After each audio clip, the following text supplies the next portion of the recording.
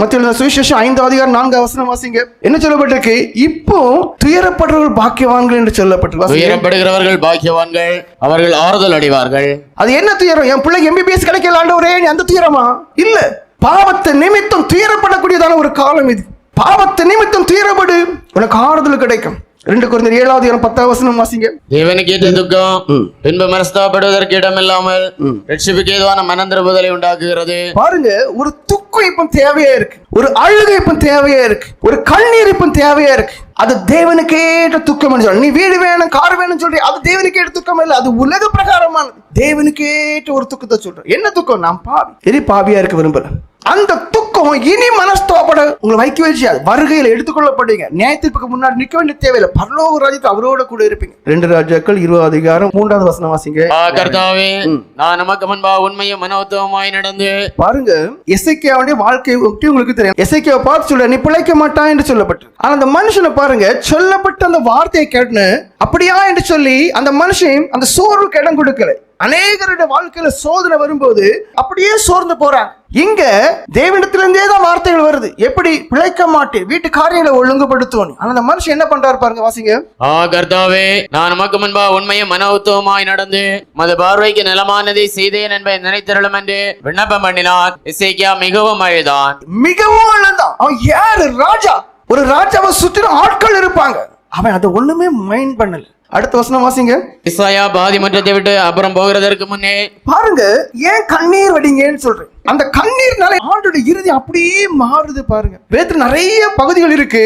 தீங்கு செய்வேன் என்று சொல்வார், அதாவது கண்டிப்பேன் என்று சொல்வார். மனம் கசந்து அந்த ஜனங்கள் அழும்போது, ரெட்டிலும் சாம்பலும் இருக்கும்போது அப்படியே அந்த மனசு உடைஞ்சு போகுது. அவருடைய கிருபை அவ்வளவு பெரியது. இங்க பாதி முற்றம் போன உடனேயே அந்த தேவனுடைய இறுதி அப்படியே அசைவுறுது. அவர் எடுத்த தீர்மானத்தையே மாற்றுறது அழுகை.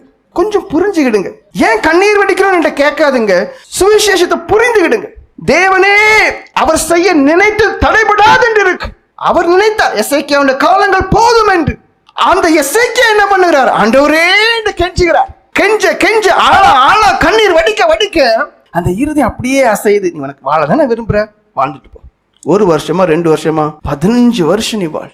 தேவன் முடியாது என்று சொல்லக்கூடிய ஒரு இடத்துல மறுபடியும் ஒரு தொடக்கத்தை வைக்கக்கூடியதான் அந்த தேவன். ஆனா அவருடைய இருதயத்துல நீங்க கிரியை செய்யணும். அதுக்கு நீங்க அழணும், மிகவும் அழுதான். வியாதிப்பட்டவங்க இருப்பாங்க, நோய்வாய்ப்பட்டவங்க இருப்பாங்க, அழணும், கண்ணீர் வெடிக்கணும். ஆண்டோடைய இருதயம் அப்படியே மாறும். 5ஆம் வசனம் வாசிங்க. நீ திரும்பி போய் பாருங்க, அவர் என்ன சொல்றாரு? எந்த தீர்க்கதரிசியை அனுப்பி நீ பிழைக்க மாட்டாய் என்று சொன்னாரோ அதே தீர்க்கதரிசி அனுப்ப நீ தான் போகணும். திரும்பி போய் என் ஜனத்தின் அதிபதியாகிய எசேக்கியாவை நோக்கி, உன் தகப்பனாகிய தாவீதின் தேவனாயிருக்கிற கர்த்தர் சொல்லுகிறது என்னவென்றால், உன் விண்ணப்பத்தை கேட்டேன், உன் கண்ணீரை. அந்த தேவனை பாருங்க, அந்த மண்ணான மனுஷன் மீது இரக்கம் உள்ளவராக இருக்கிறார். என்ன சொல்றார்? நான் உன் விண்ணப்பத்தை கேட்டேன் என்று இருக்கு. பாருங்க, நான் யாரு? மண்ணான மனுஷன். ஒரு ஆளை வாயான்னு சொன்னா அவன் போடான்றான். ஆனா தேவனே சிறந்த மண்ணான மனுஷனுடைய சத்தத்தையும் கேட்கிறார். உன் விண்ணப்பத்தை கேட்டேன், உன் கண்ணீரை கண்டேன், நான் உன்னை குணமாக்குவேன்.